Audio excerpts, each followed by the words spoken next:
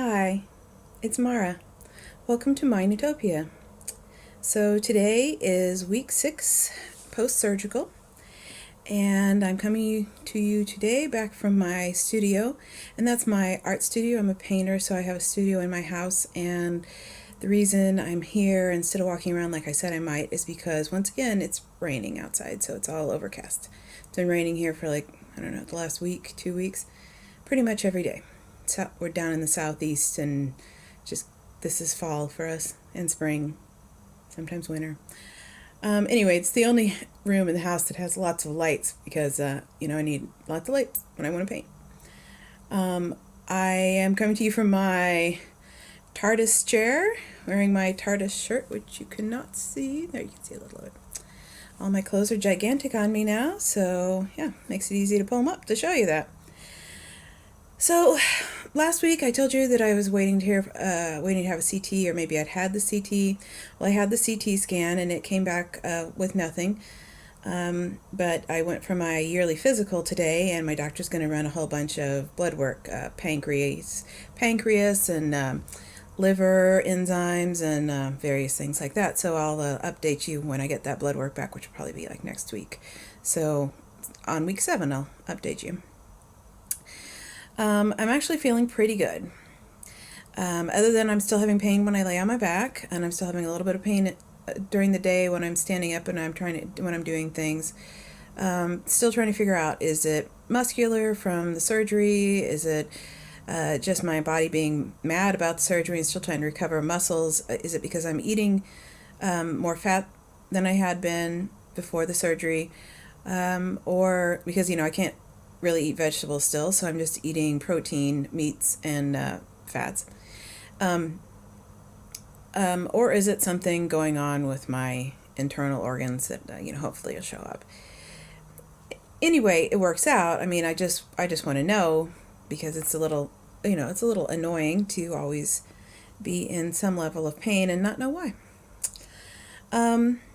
So last week I was a little down in the video, and I was actually tired as well because I hadn't been sleeping well. And so that brings me to something that I have talked about online in support groups, but that I want people to know about here as well. So fat cells, imagine this is a fat cell. Fat cells store a lot of things, but they store hormones. So when you make fat cells, the hormones that you are experiencing at the time go into those fat cells. And when we start losing weight post-surgery, all the hormones that we were experiencing when we were getting heavy come back out as the fat cells are depleted and get flat, and everything comes out of them. So when I was, 230 pounds last time, so a really long time ago, I must have been experiencing some depression, I know I was, because I was in college and I was having a lot of hormonal problems, and I was on medication for depression. So, all around that same time that I would have been this weight back in 1990. So now I started experiencing those hormones again. But it only lasted for a few days for me, and then it went away. And this is completely normal. If I had been angry, that would have, when I was making those fat cells, that would have come back out. If I was having severe depression, that would have come back out. I must have just been tired, slightly annoyed with life, and maybe a little angry, but not even very angry. More just tired, yeah. And I know that a lot of people don't know about this. And so when they start losing weight, and then all of they're doing great for a while, it can be months and months, and all of a sudden they start getting depressed, and it goes on for a while, and they don't know why it is. And because they've been feeling great, and they've been exercising, and they've been eating right, and they've been doing everything they should, and then they start experiencing their hormones that they can't figure out where is it coming from. I mean, they might say to themselves, my life is good, I'm eating well, I'm exercising, I'm happy with my family, I'm happy with my job, I'm happy with where I live, but this doesn't make any sense. So, if you don't know that your hormones are held in your fat cells, then this can be very confusing. And you might go to your doctor, and your doctor might tell you, well, let's put you on some antidepressants, which is fine. I mean, I've been on antidepressants quite a lot in my life. And I have no problem with being medicated for depression. But sometimes I think maybe people just need to stop and think for a little bit. What was I feeling when I weighed this however many years ago? Does this make sense? Why I'm feeling this way all of a sudden when I wasn't feeling this way a week ago? Maybe going to see a therapist and talking about this sort of stuff might be better than automatically jumping on the antidepressant bandwagon, because if you've ever been on antidepressants, you know that you have to go on them slowly and then, up your dosage, and then your doctor will tell you, well, you can't go off of them quickly either because that can lead to all sorts of problems. So then you have to ramp down from them slowly. And so it just is, it's not like if you have a headache, you take a Tylenol and your headache goes away within 45 minutes and then you're like, oh, that's great. And then when the Tylenol wears off 8 hours later or something, you're like, oh, I don't have a headache anymore, so I'm not going to take any more Tylenol. Antidepressants, unfortunately, do not work that way. I mean, maybe there's new ones that do that, but all the ones I've ever known about definitely don't do that way. So, but like I said, it's up to you. But this is just information, in my opinion, about this sort of thing. I mean, antidepressants are definitely good. They definitely help, but they can last a lot longer than you necessarily need them to. And I've had some bad things with antidepressants in my life, so yeah.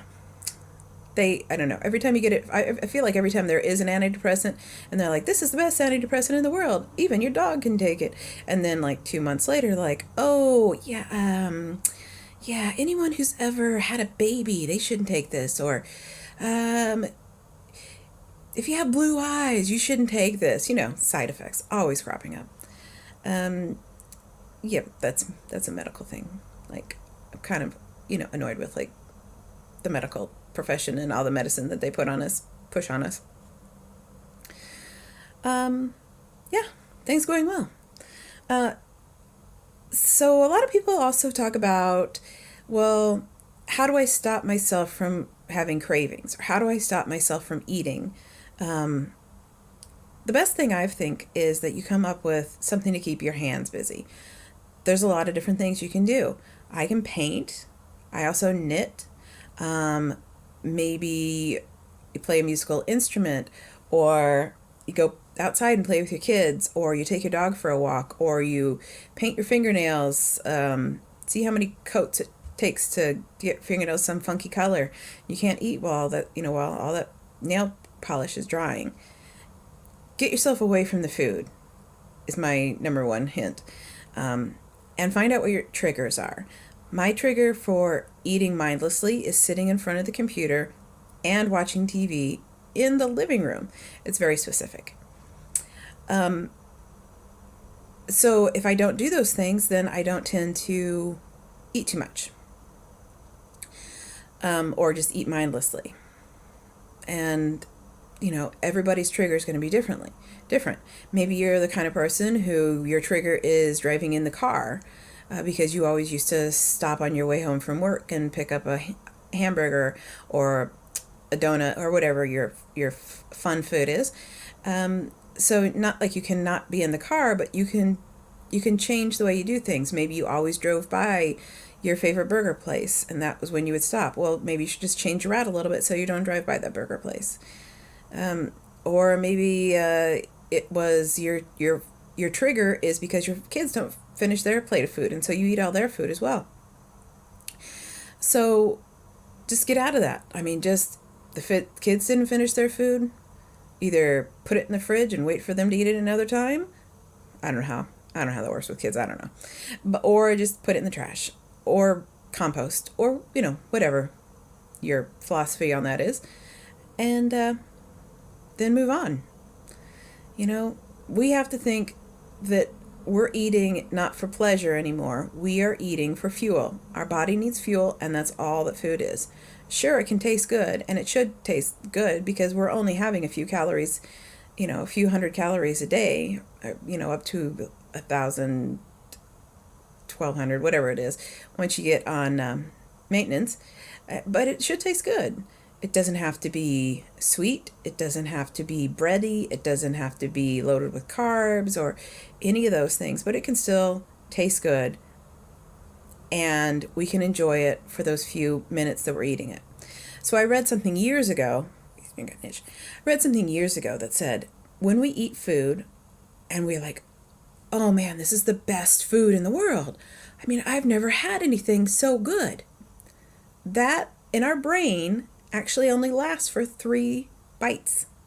And then the pleasure center of your brain shuts down and goes, okay, it's good. I'll eat it. So if you want something and you're like, but I don't know if I should have it, but I really want it. Well, only eat 3 bites and then stop. If you can do that. I mean, I know some people can't do that. And there are some foods where I'm that way.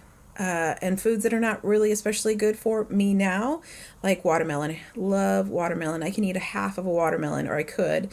But watermelon is very high in sugar, and it's just mainly sugar and water. Not really good for me now. And so maybe when I'm on maintenance, I'd be able to have a few pieces, a few bites, 3 bites of food, and move on. I would love to show you some of my knitting projects that I've been doing because I've been working on Christmas presents, but unfortunately most of the people who I'm knitting for are going to see this video.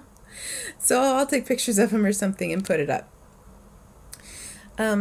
So take care of yourself. If you have any questions, comments, suggestions, anything, let me know, and I'll be happy to answer them. I want to say hi to my followers and non-followers and family and everything. And I look forward to seeing you and look forward to seeing your comments. So I will talk to you later. Bye.